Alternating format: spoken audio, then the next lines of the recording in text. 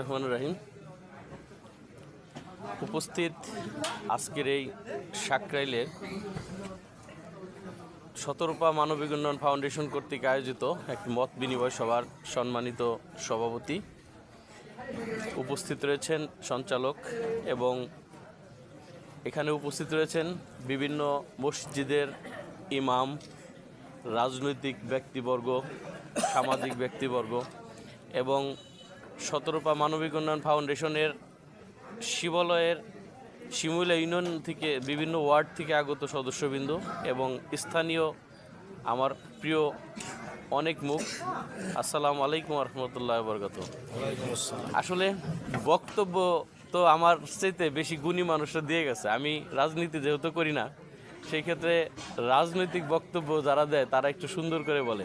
আমার শ্রদ্ধেয় বড় ভাই জাহিদ ভাই অনেক সুন্দর বক্তব্য বললো।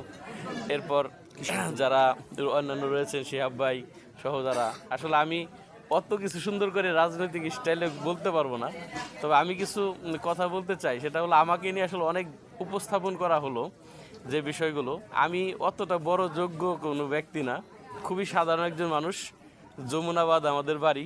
আমি আপনাদের মতোই খেটে খাওয়া একটা কৃষক পরিবারের সন্তান, যে কোনো কারণেই হয়তো প্রবাসী এখন। আর সেখান থেকে আমরা শতরূপা মানবিক উন্নয়ন ফাউন্ডেশন নামে এই ফাউন্ডেশনটা আমরা করার পর, গভর্নমেন্ট রেজিস্ট্রেশনকৃত ফাউন্ডেশন এটা, আমরা বাংলাদেশের 64 জেলাতেই আমাদের কম বেশি কার্যক্রম আছে এবং সদস্য রয়েছে।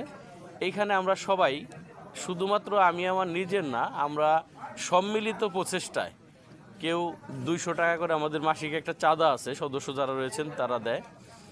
কেউ আজীবন দাতা সদস্য যারা আছেন, কেউ 10 কিস্তি 20 কিস্তিতেও 1 লাখ টাকা, আমাদেরকে এরকম অনেক অনুদান আছে যারা দিয়ে আমাদের এই ফাউন্ডেশনটাকে শক্তিশালী করছে।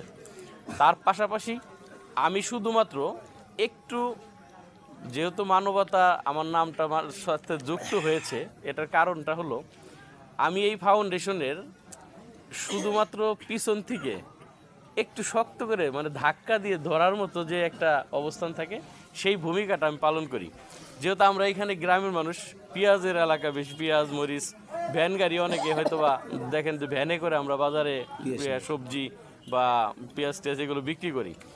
ভ্যানওয়ালা যখন বেশি করে বুঝাই দিয়ে যখন ভ্যান নিয়ে যায়, তখন কিন্তু অনেক সময় গর্তে পড়লে ভ্যানটা আটকে যায়, টানতে পারে না সামনের দিকে। তখন পিছন থেকে কাউকে না কাউকে হেল্প করতে হয়, যে একটু ধাক্কা দিতে হয়। ঠিক এই শতরূপা মানবিক উন্নয়ন ফাউন্ডেশনের যে কার্যক্রমগুলো সারা বাংলাদেশেই ছিল বা আছে, আমি শুধুমাত্র পিছন থেকে যখন ঠেকে যায় আমি একটু ধাক্কা দিয়ে দিই। তো